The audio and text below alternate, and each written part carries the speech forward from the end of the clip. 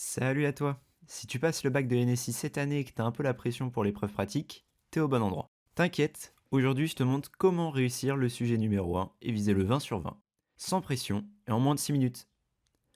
On va aller droit au but avec une explication claire sur chaque exo et un code propre à recopier ou comprendre. Allez, on est parti.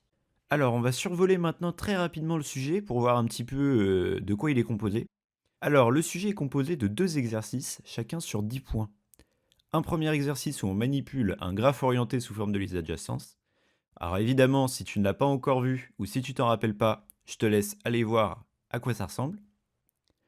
Puis dans le deuxième exercice, on bosse sur la fameuse suite de Conway, qu'on appelle aussi la Look and Say. C'est rien de bien méchant, si tu sais lire l'énoncé, raisonner un peu et coder proprement, c'est dans la poche. Bon, on attaque du coup avec notre exercice 1 et le graphe orienté. Alors, le graphe orienté est représenté comme ceci avec une variable ADJ. Donc c'est une liste de listes d'entiers plus précisément. Ici, chaque indice de la liste représente un sommet et les sous-listes les arêtes sortantes. C'est-à-dire, par exemple, l'indice numéro 1 de notre liste ADJ représente le sommet 1 et on voit donc que le sommet 1 a une arête vers le sommet 2, puisque dans la sous-liste, il y a le chiffre 2. Avec le même raisonnement sur tous les sommets, vous pouvez bien sûr reconstruire le graphe. Alors, maintenant qu'on a bien compris comment était représenté le graphe, passons à notre fonction. Alors, la fonction, je vous la donne juste ici, essayons de la comprendre ensemble. Alors, on nous demande d'écrire une fonction voisin entrant qui renvoie les sommets d'où part une arête qui arrive vers x. Pour résumer, on nous demande qui pointe vers x. Alors, pour cela, donc, tout d'abord, dans ma fonction, je crée une liste vide pour pouvoir stocker les voisins qui pointent justement vers x. Ensuite, avec ma boucle for, je parcours chaque sommet i du graphe. Par exemple, si i vaut 1, cela voudra donc dire que je regarde qu'est-ce qui se passe sur mon sommet 1. Avec mon if, je regarde si depuis le sommet i, il existe une arête qui va vers x. C'est-à-dire si x est dans la liste d'adjacence de i.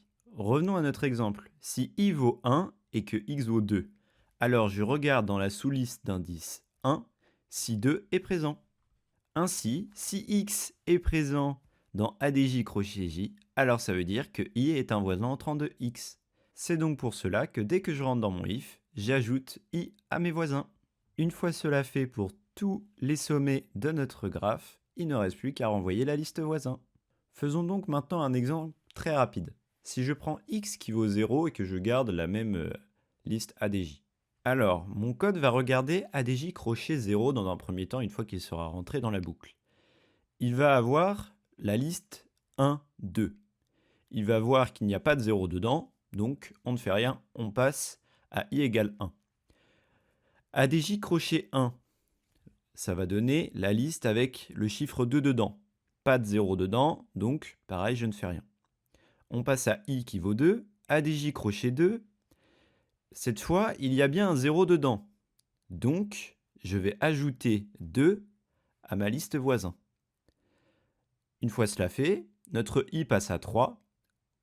On regarde ADJ crochet 3. Il y a bien un 0 dedans. Donc pareil, on ajoute 3 à notre liste voisin. On a fait tous les sommets, il ne reste plus qu'à renvoyer notre liste. Si on devait faire une conclusion très rapide de cet exercice, on parcourt tous les sommets, on regarde qui pointe vers x et on les collecte dans une liste. C'est facile à coder, les points sont assurés. Ok, maintenant on passe à notre exercice 2. Alors ici, comme j'ai dit précédemment, on bosse sur une suite qui se construit en lisant un nombre et en le disant. Par exemple, 1, 2, 1, 1 devient 1, 1, 1, 2, 2, 1. Pourquoi? Parce que notre 1, 2, 1, 1, on le lit comme 1, 1, 1, 2, puis 2, 1. Ce qui nous donne donc notre 1, 1, 1, 2, 2, 1. Une fois qu'on a bien compris ça, on peut directement passer au remplissage du code. Alors, je vais vous faire ligne par ligne pour que vous compreniez bien la structure globale et qu'est-ce que veut faire le code. Alors bien sûr, la première chose qu'on fait, c'est qu'on définit notre fonction nombre suivant, qui va prendre en entrée une chaîne de caractères S, et qui a pour objectif, du coup, de renvoyer le terme suivant de la suite look and say. Alors notre code commence par définir une variable résultat, une chaîne de caractères résultat, qu'on initialise à vide pour le moment et qu'on va construire petit à petit pour avoir la bonne valeur finale.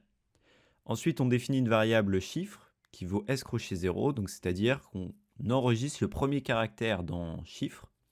Ce sera notre chiffre actuel à analyser. Le compte, on l'initialise à 1 parce qu'on a déjà vu une fois ce premier chiffre. Effectivement, on vient de le voir. Alors notre boucle, on va la commencer à 1, puis on va aller jusqu'à la longueur de notre chaîne S. On la commence bien à 1 parce qu'on a déjà vu une première fois le premier caractère. Et on va donc parcourir tous les caractères de notre chaîne. Si le caractère d'indice I de notre chaîne de caractères S est égal au chiffre, ça veut dire que le caractère d'après celui qu'on vient d'analyser est le même. Donc, on augmente bien notre compte de 1. Sinon, ça veut dire qu'on a un changement de chiffre. Et donc, qu'on va ajouter au résultat le nombre d'occurrences, c'est-à-dire notre nombre compte qu'on va convertir en chaîne, puis le chiffre lui-même. Alors, avec un exemple très rapide, si on a lu 3 fois, on va ajouter notre chaîne de caractères 3 qu'on va concaténer avec une autre chaîne de caractères 3 qui vaut donc 3, 3. Ensuite, notre chiffre égale S crochet I, tout simplement on met notre notre variable chiffre à jour avec le nouveau chiffre rencontré et on remet bien notre compte à 1 qu'on réinitialise car on vient de voir une fois ce nouveau chiffre.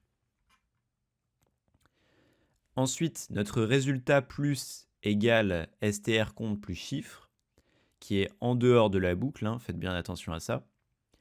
Une fois que cette boucle elle est terminée, il reste le dernier groupe à ajouter au résultat, parce que le dernier changement n'est pas suivi d'un else. Et il faut donc bien faire l'addition de notre compte et chiffre. Et ensuite, bien sûr, on retourne notre résultat. Alors, si on fait un résumé très rapide, on compte les chiffres identiques qui se suivent. Dès que ça change, on écrit le nombre de fois qu'on a vu notre chiffre plus le chiffre. Alors quand je dis plus, bien sûr, c'est une concaténation. On fait ça jusqu'à la fin. À la fin, on ajoute le dernier groupe qui n'est pas rentré dans else. Et puis on renvoie le tout. Alors si on reprend notre exemple du coup du S qui vaut 1, 2, 1, 1. Tout d'abord, notre chiffre va être égal à la chaîne de caractères 1 et le compte va être égal à 1. On rentre dans notre boucle. S crochet 1 va être égal à la chaîne de caractères 2, qui est bien un changement par rapport à chiffre 1. Donc on va ajouter 1, 1. Ensuite, notre chiffre est égal au caractère 2, notre compte est égal à 1.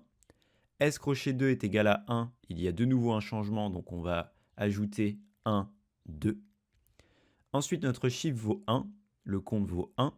S crochet 3 vaut 1, c'est le même chiffre. Compte passe à 2, on arrive à la fin, on ajoute bien notre 2, 1, et on obtient notre résultat final, qui est bien 1, 1, 1, 2, 2, 1. Et voilà, tu as les deux exos, tu as les deux solutions béton, et avec ça, tu as le 20 sur 20 assuré à l'épreuve pratique de NSI. Si tu as aimé, lâche un like, abonne-toi pour plus de vidéos NSI et dis-moi en commentaire si tu veux un autre tuto complet sur un autre sujet. Il ne me reste plus qu'à te souhaiter un bon courage pour le bac et surtout, code bien!